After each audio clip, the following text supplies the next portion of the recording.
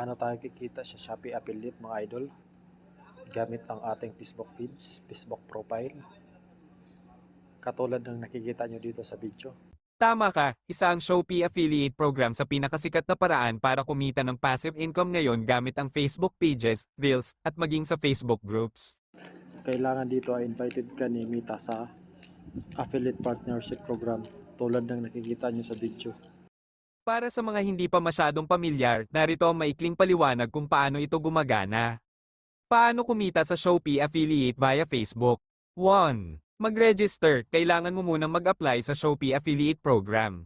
Karaniwang tinitingnan nila kung active ang iyong social media accounts.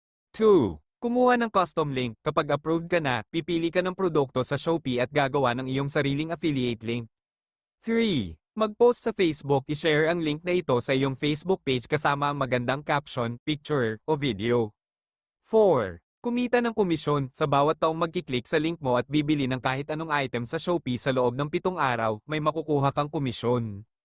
Tips para mas malaki ang kita.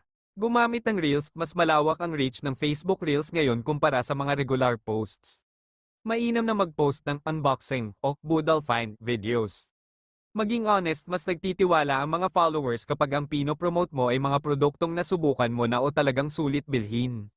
Samantalahin ng double day sales, mas mataas ang conversion rate tuwing 1.1, 2.2, hanggang 12.12 sales dahil maraming tao ang naghahanap ng vouchers at discounts.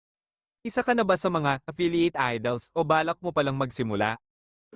Congrats idol!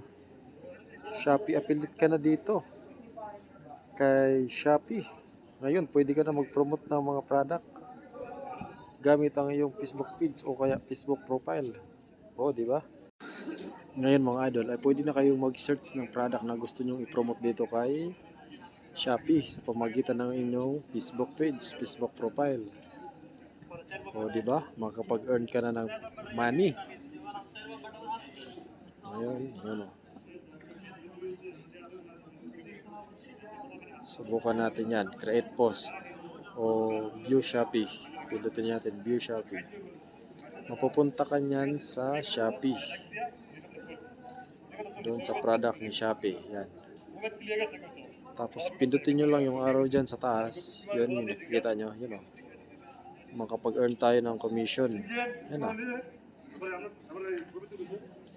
Pag sinare nyo yan sa Facebook, gamit ang link, tapos may bumili, gamit ang link na pinost nyo dun sa Facebook, magkakaroon na kayo ng commission dito kay Shopee.